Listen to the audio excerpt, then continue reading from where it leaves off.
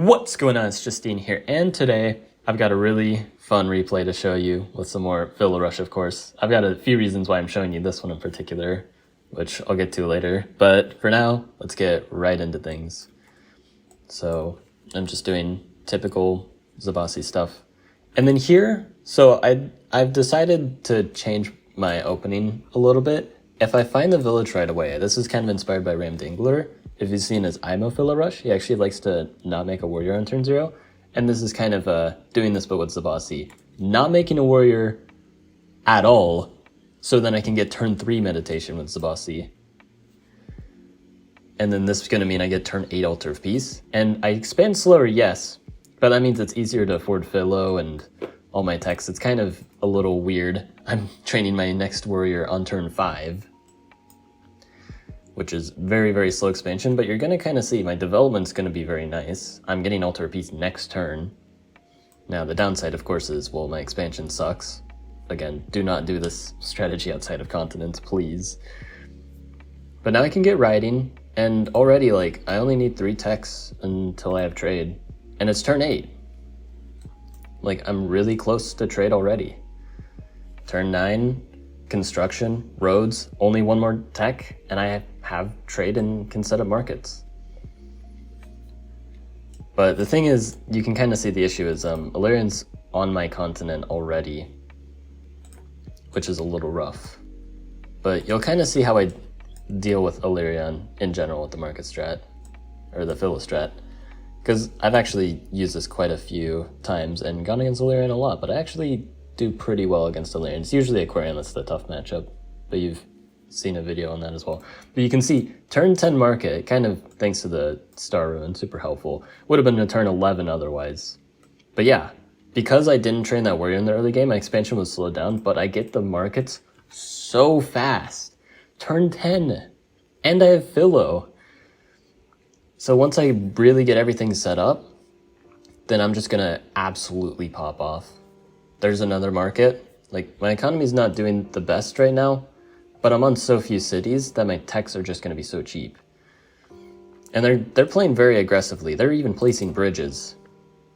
And they've got scouts. So they've got scouts, roads, riders, you name it. But as long as I just defend, as long as I don't lose here, then I can kind of punish Illyrian. I mean, they have sanctuaries, so that's how they're able to fund this aggression. But it means they're likely not getting a lot of dragons, which means, like, I'm gonna have so many giants. Already I've got 2, and my economy's going up pretty rapidly. And now these giants are gonna help a ton for counterattacking. I get an explorer just so I can see what's up. I use their bridge against them. And I can see, well, their spawn was pretty good. They've got some nice sanctuaries.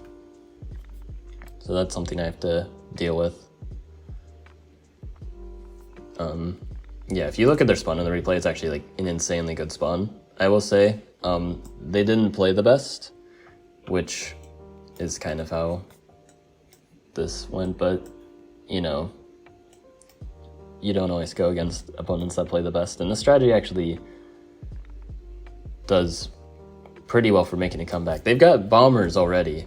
This bomber spot is not good, though. You can see that it just can get hit. Like, I already have roads, and I'm gonna use them. Just snag that. Getting some more juicy market spots. I've already kind of like planned all the spots I wanted. So I'm getting some really solid markets. I'm advancing with the giants, trying to, again, counterattack, because once I have my eco really set up, then it's just I need to get cities back, because I'm down a lot city-wise. I get another giant. Now I can start counterattacking on the water as well to force Illyrian to make more naval so they can't defend the land as easily. And again, I have so many giants. Illyrian, I would be shocked if they have anything more than a single baby dragon in terms of super units at this point. So this is by no means easy for Illyrian to deal with. They've got bombers though, but those bombers aren't cheap. Another bomber, and knights. That means, yeah, not a lot of development going on, no farming. just straight into knights, which I think is a mistake here for Illyrian. And yeah, I'm able to now take out this bomber as well. But this is what I really like about Philo Rush, is it can just make comebacks so smoothly. If you're in a worse position, you always have something to play to with Philo Rush. Like, I'm down a lot of cities, but every mistake the opponent makes actually does just make it way harder for them to win. And yeah, I've got Mindbender as well. This is just to heal this giant so I can reuse it later. Otherwise it would take ages to heal back up. So some epic Mindbender gaming. And more veteran riders, because I'm doing a lot of vet assigning. Trying to really maximize everything. Like, Philo Rush is really hard to play, but when you maximize everything, I feel like it does quite well. It's just really hard to do that, because there's so many things you have to keep track of. But I'm pushing on the water, I've got a quadism, so these juggernauts are harder to kill. They've got a lot of rammers, but it's fine. I'm pushing on the land as well, another veteran rider. I don't even know how many veteran riders I get in this video. That's a lot. But yeah, Mindbender, healing station.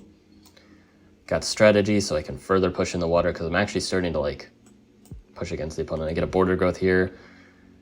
It's gonna give me some port and bridge spots. Really nice here. And I'm sieging just to distract the opponent. They have to address it. And yeah, they use a bomber to address it, so that's just one less bomber hit somewhere else. And they're using knights. I kind of just siege them, and it's a very expensive unsiege if they even can unsiege. And I'm pushing them with the juggernauts. I'm going to send this one back to heal once again. Now I'm getting chivalry. And again, my position's actually getting better and better. I'm down in cities, but I'm making progress here. There's a fire dragon. Another one. Looks kind of scary, but how are they dealing with the west here? There's just so many places they have to be at all times, and it makes things kind of tough. And they just straight up mess up here. They leave the chain open. And yeah, I'm going to be able to reuse these giants, so I'm not running out of super units anytime soon either. And yeah, here's a nice chain. Just mowing through the knight. Get another giant. Like, my eco has been steadily going up, even though my city count has not changed at all. I have 57 star per turn with 5 cities. That's, or I guess 6 cities. But before I captured that, it was 53 with 5 cities. So yeah, pretty insane stuff. And yeah, as soon as I get this extra city, not only does it give me Grand Bazaar, which I was missing because they stole this city from me, but now this is just another spot where I can spam giants, and it's just going to be devastating. Like, I would say at this point, just after they lost this one city, I'm probably winning just because I have so many avenues of attack. Like, I really like that there's so many options that you have with Philo Rush. Like, I feel like most of the time when I lose with Philo Rush, it's usually a skill issue because the strategy is not very easy to use. But when I win, it really does feel like I had to work for it. There's another market, another giant. Just more pressure, more pressure. Now I'm just taking this city, and I'm building more and more of an advantage. I'm losing some giants, but it's a necessary sacrifice to make progress. And thanks to this Mindbender station, I'm able to quickly recover any injured giants. Now I'm using Grand Bazaar up here to push the knight to set up another chain, using some fancy schmancy tactics. Unfortunately, this dragon remains at 2 HP, but it's effectively useless until they heal it. This one's at 1 HP. Not dead, but effectively useless once again. And I'm making progress on the water. I'm making progress everywhere, getting another city from them.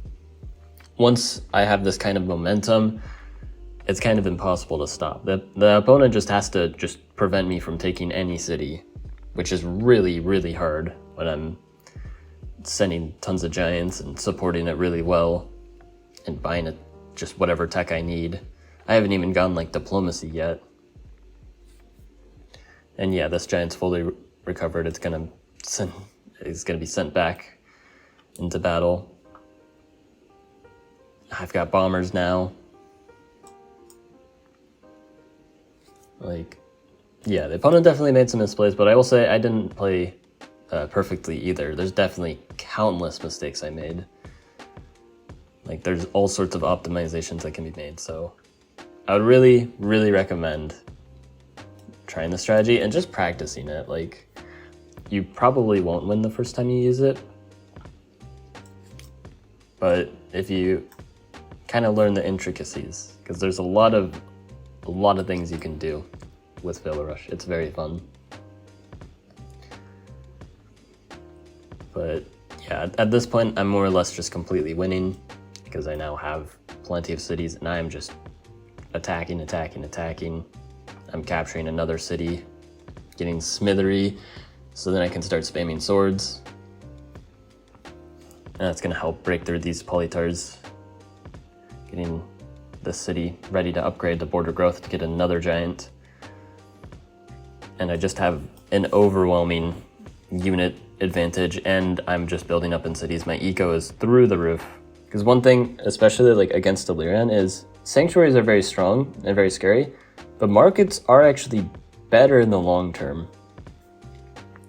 The real concern that you have to worry about is fire dragons, which take a lot of time to set up. So if you're quick to set up your markets, then you can kind of answer Illyrian's sanctuaries and deal with them before they get their fire dragons. And yeah, I'm just breaking through. Like, this is just a nice conversion. There's not much they can do here. But yeah, that's the game. I thought it was very interesting because if we kind of look here, like for a lot of the game, for 19 turns, or like until turn 20, I was stuck on just 5 cities. And if we look at the opponent, look at the amount of cities they have, but also look at their economy. They're only slightly ahead in economy, but they have 1, 2, 3, 4, 5, 6, 7, 8, 9, 10, double my city count. I won with half the cities.